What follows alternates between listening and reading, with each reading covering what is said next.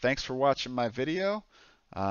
Make sure to like, subscribe, comment. I really appreciate any of the help I can get. Help support me as a creator and be able to grow the channel. All right, welcome back to Arena the Contest here. This is Flanks06 doing another Kickstarter update for the Tanares campaign. This is update number 64 titled Shipping and Solo Mode. So I thought I'd start off by giving you guys the short story before we get the long story where I go a little bit more in detail on different items from this update. So the short and dirty of this is shipping. Shipping update information is here. We got the U.S. is coming July 16th, which is, this date is actually incorrect. I'll talk about that later. EU is coming August 3rd. We got the UK July 12th. Canada coming by sea August 4th. Asia July 5th. Although people have already started receiving, which is great news to hear. Australia is going to be TBD, still not figured out yet, but we'll get there. And anyway, let's jump into the next quick item that I have for you, which is the Asian backers have started to receive Wave 1s. It has begun! So you'll see here we got the Dragon Collection, the Elder Dragon Core Box, Legendary Box, Hero Pack here, and then we got I believe that's the sleeves there, which is great. Then jumping here, we got Zafara and Katarina, their new models. Looking pretty awesome there. These two controller characters. You do see a little bit of glue here on this character, which isn't preferable, but that's not super bad. Look on the back of this detail Zafar, which is great. Look at that the like this cape and then this cowl here, where you even see the detail, even on those little pieces there. You can see that's just fantastic. Then we got the Dragon Queen. So here we go, seeing an actual production model of the Dragon Queen, which we haven't seen yet. That is painted. So this is the Dragon Queen here from the Dragon Collection box, looking pretty good there. You know, I didn't expect the absolute best paint job, but it's not too bad. All right, then we got Vardrock, the Undead Dragon here, looking pretty vicious. In fact, he looks pretty big from this model, which is pretty awesome to see too.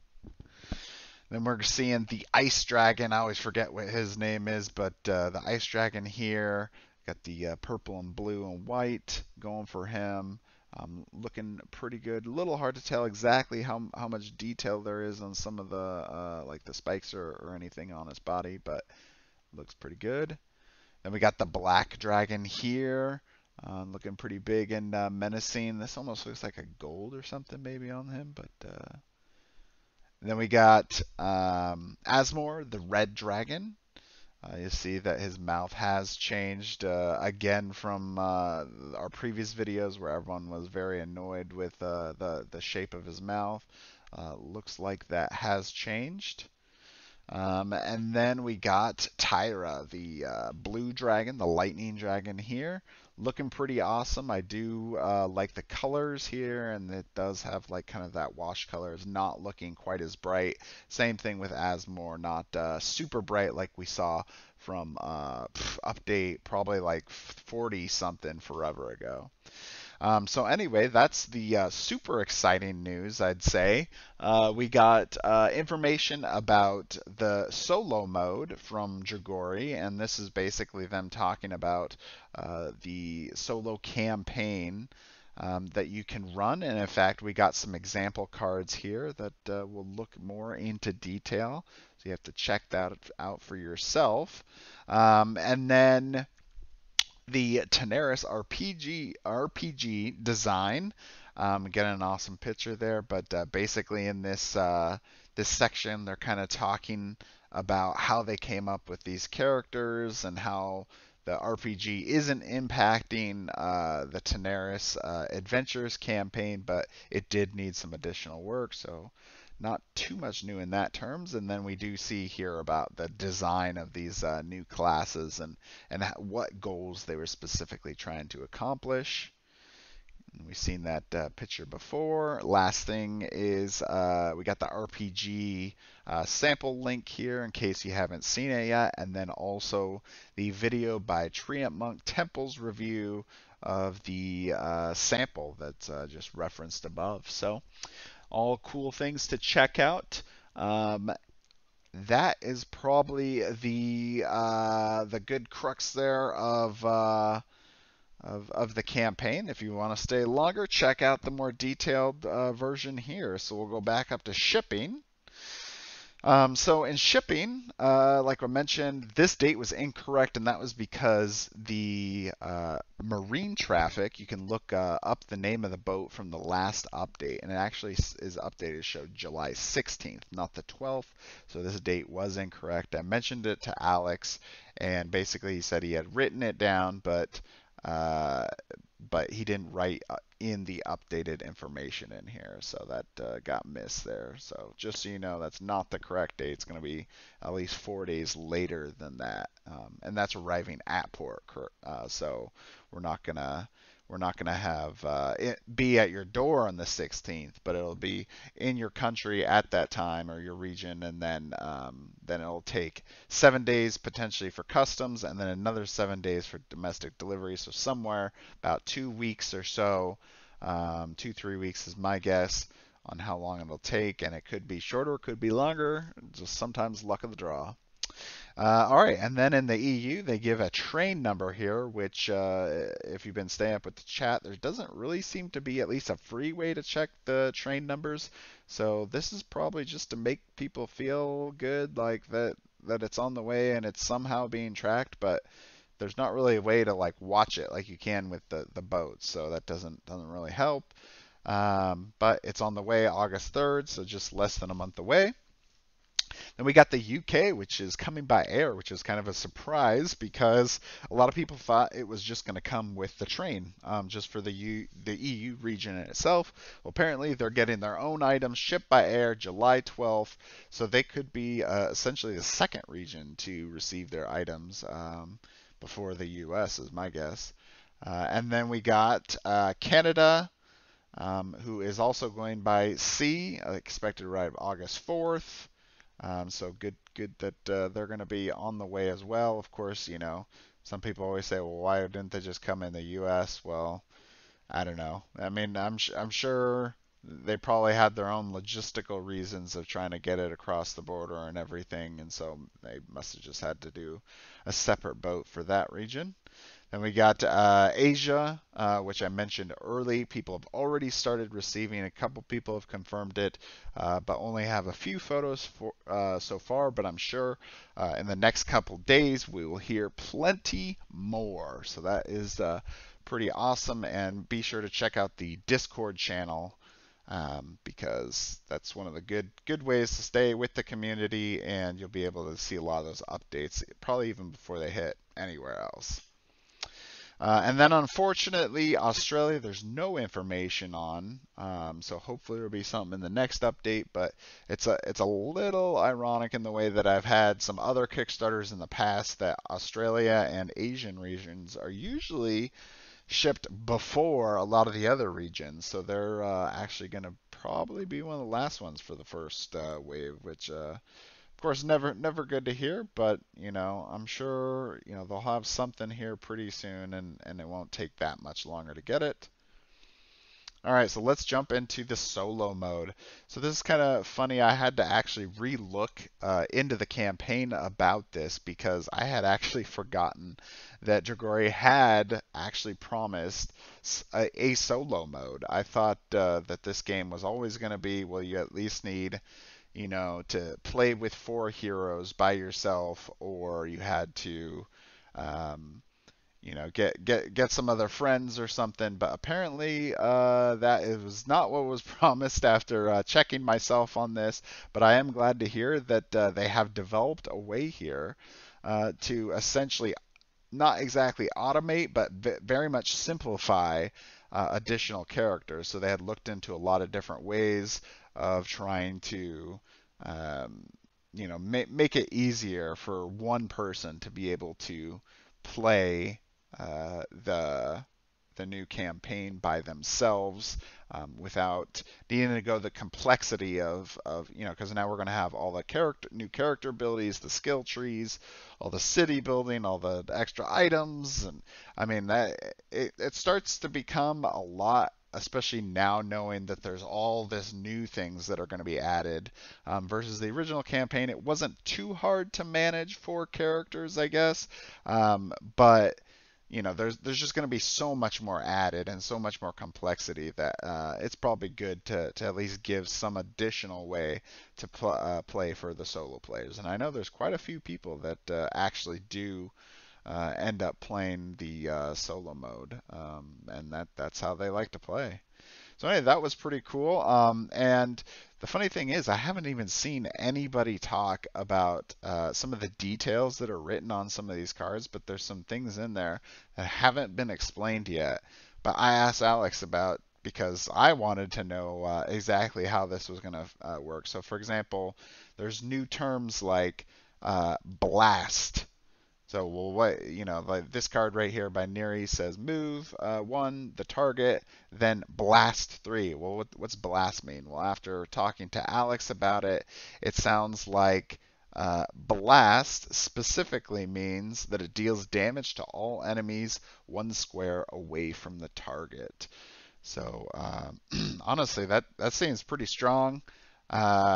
Blasts in general because sounds like you're not going to have to roll. You're just going to do damage around the target, which is still pretty cool, but still seems pretty strong to just get that additional damage versus now if you end up like missing the target, you just don't get any damage for those.